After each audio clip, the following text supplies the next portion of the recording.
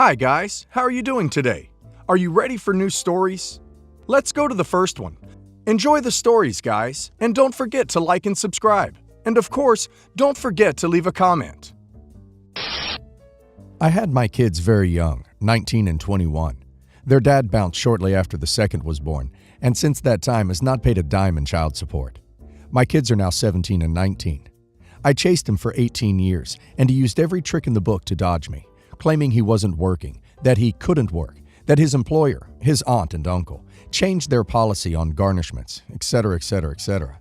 This year, a virus miracle happened, and we finally got the back child support. All of it. Pro tip, don't buy a new McMansion plus $50,000 truck, post about it to Facebook and Instagram, then try to claim you have no assets and you're earning $13K a year. Especially don't transfer the deed and the title to your new 19-year-old girlfriend the week before court. Judges, surprisingly, won't like that. As you can imagine, it's quite substantial. Here's why I might be the a-hole. I used some of the backdated child support to fund my IRA.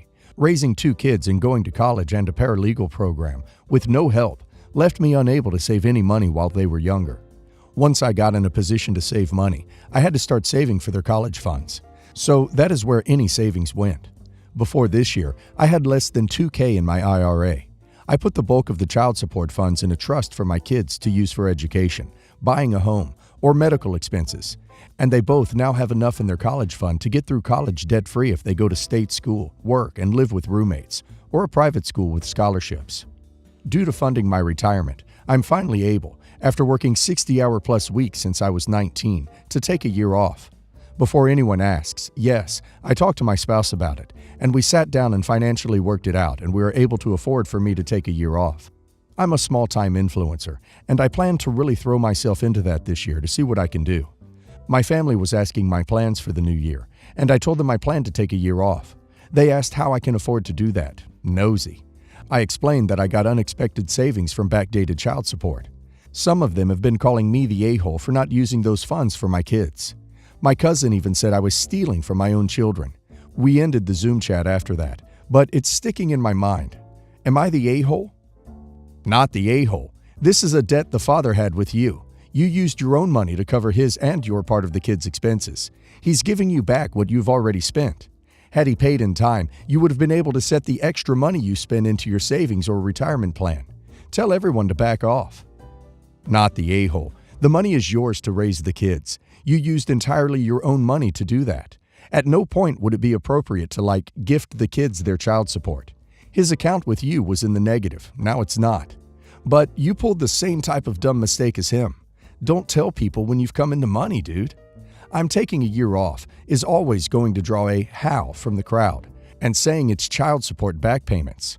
White lies are fine. Use them.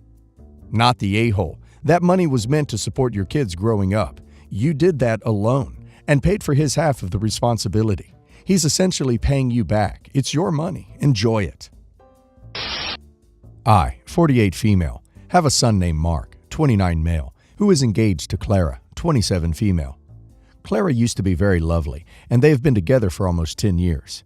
My son has had an extensive medical history and was diagnosed with multiple serious conditions as a baby. His liver is severely damaged, and he had a stunted growth as well as ongoing lung problems.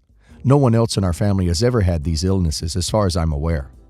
Due to my son's illnesses, he is unable to naturally conceive children. Him and Clara are desperate for children and recently underwent IVF, which was initially successful. But sadly, Clara miscarried a few weeks later. I was incredibly sympathetic to them, as was the rest of our family, and they have now decided that they would like to try again with IVF.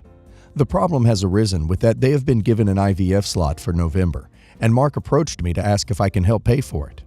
Clara's parents have happily agreed to pay for the entire fee, but Mark feels that it is unfair for them to shoulder the whole cost. Over the past 2 or 3 years, I felt like Clara has begun to dislike me. My daughter Aya, 19 female, is close with Clara and has told me a number of times that Clara finds me to be too anxious of a woman, unfair, and favors my 2 other children over Mark. This has led to some rifts, and now Mark does not call or text unless he wants something.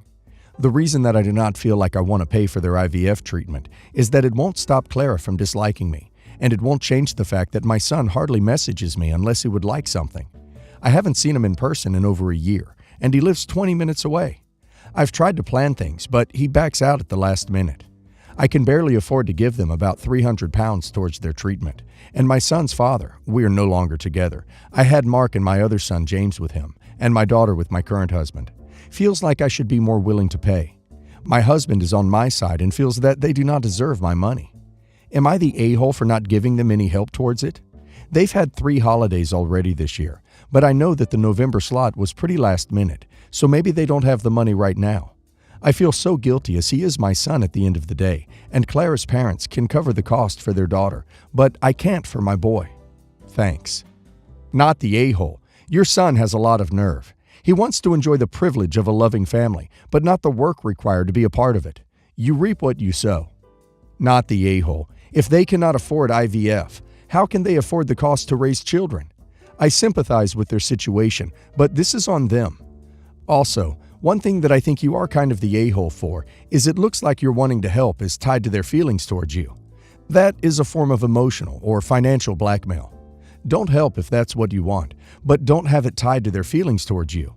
They are adults. They need to take on this cost. Nobody is entitled to receive financial help once they are 18. Not the a-hole. If you take away the DNA relationship between you and Mark, would you help him? Of course not. Because why would you help someone and their fiancé who don't seem to like you very much and never have anything at all to do with you unless they want something? Don't let the genetic connection be used to guilt trip you, because Mark has already made it really clear the genetic connection is meaningless to him. I, Victoria, 32 female, am marrying Alex, 48 male, in 2024. We live on the East Coast but are both from the southern United States, and Alex's family is essentially royalty in their hometown. His parents have a very visible local business, sponsor kids' sports teams, tithe heavily in church, and have their own jingle and commercials. Alex's mother, Frida, decided right away that I'm a gold digger because I come from a tiny town that she refers to as a patch of dirt in the middle of nowhere, and my government salary, which is public record, is less than half of Alex's, though we're both government attorneys. She constantly goes between making digs about my bland wardrobe to making a big deal out of buying me things like coffee, and implying that I should be grateful that she and his father Fred are so generous and can do things like host us over the holidays. At Thanksgiving, Alex and I said that we were close to finding a venue, but the one we were looking at had quoted us $25,000, which we didn't want to pay. Not because we didn't have the money, but because it was just out of our stated budget. Frida immediately said that of course Alex wouldn't want that since he'd be paying all by himself, and made a show of telling us that she and Fred would pay for the wedding. At the same time, they said that they expected us to get a prenup because Alex needed to protect himself and his family in case anything happened. We were going to do one anyway, so we shrugged and agreed. Frida immediately began telling everyone in town that she and Fred were paying for the whole wedding, and people keep coming up to me with thinly disguised sympathy to say how nice it must be to have a dream wedding due to Frida's generosity. Alex and I engaged counsel and have been passing our prenup between ourselves and our lawyers. Frida pestered Alex about it so much that he finally told her the holdup is with my counsel because my assets are more complicated to deal with than his. Even though he's told her before that I'm not a gold digger and didn't need his money, it apparently didn't sink in until now. She looked up everything from my property records to salary scales at my old big law firm and apparently realized that I'm worth nearly as much as she and Fred are. When she confronted me, I told her that she could either pay for the venue and I would continue to publicly agree with everyone that she is being generous to her new daughter-in-law, or that she could back out, we'd change venues, and then I'd explain to everyone that she thought I had too much money. She hates both of these options, since one involves losing money she thought she could lord over me, and the other involves losing face, since she told everyone in town I don't have any money and I'm after Alex's. So she ran off to bed with a migraine. Alex thinks I'm being too harsh on her, but I'm not so sure. Not the a-hole, and I don't think you're being too harsh. She made her bed in this situation. If she's going around telling everyone you're a gold digger, I see absolutely no problems with telling them she wouldn't pay for the venue because you had too much money. Seems like some pretty good karma to me. I mean, that's what she gets for making assumptions and rolling with it. I do have a question though. Does your fiancé stand up for you when situations come up with his parents? He does. He refuses to let them see the prenup, and he has actually repeatedly told them that I'm not a gold digger and I have my own money, but they didn't listen. He also ripped Frida a new one after someone came up to me in church and asked me to explain what it's like growing up so poor. Frida essentially has everyone believing that I grew up in a barn, that I make a pittance as a government employee, and that her family's doing charity work by taking me in. Not the a-hole. This is karma coming back around. Your future mother-in-law wants to have her cake and eat it too. She goes around town claiming you're after her son's money, and she has to step in and pay for this giant affair she believes you want for a wedding because you're just so poor.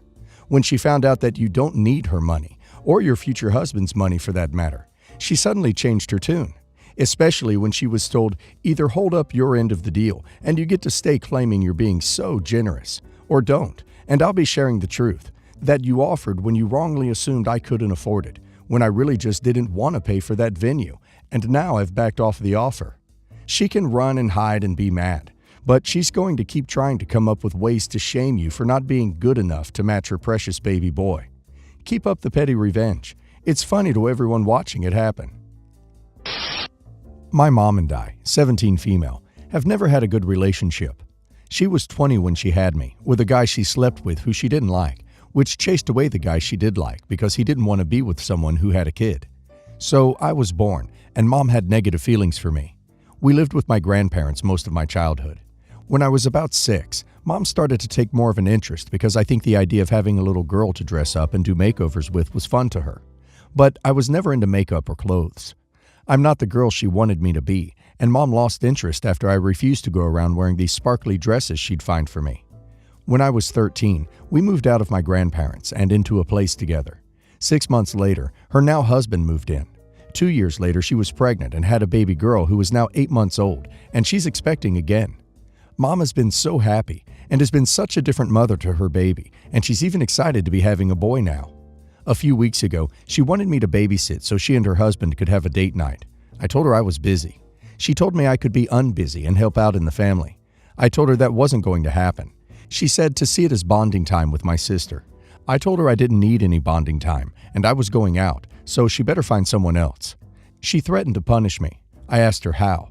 She stared at me for the longest time because she had no idea what would matter enough to me to take away. She ended up paying a sitter. Then, a few days later, she told me again that I would be babysitting. I told her my answer was the same as the previous time, and that she could forget me ever babysitting. She was all, "Why the hell not?" She told me I owed her, and that I was making her wish she had left me at my grandparents'. I told her she should have, and then she wouldn't need to worry about her little family where she has one of each. What she said a couple of times after finding out she's having a boy this time. I told her she's dumb to think I would help her or to want to spend time with her kids when she has made it clear she never wanted to be my mom and that I was never enough for her. She got so mad that I called her dumb and told me I was the biggest regret she had, and why the duck could I not realize I owed her. Her husband told me calling her dumb was cruel and that it's offensive to others. Am I the a-hole? Not the a-hole. Your mom is dumb if she thinks she can push you around or guilt you into being a, I'm guessing, free babysitter. And mean. It sounds like she is a toxic person. Mom slinging insults once you made it clear you weren't interested in her offer, the babies. You don't have to be. Not the a-hole. Children do not owe their parents for raising them. Not bio children, not adopted children, not foster children, not wanted children, not unwanted children. It really is the black and white. You do not owe her for being a parent.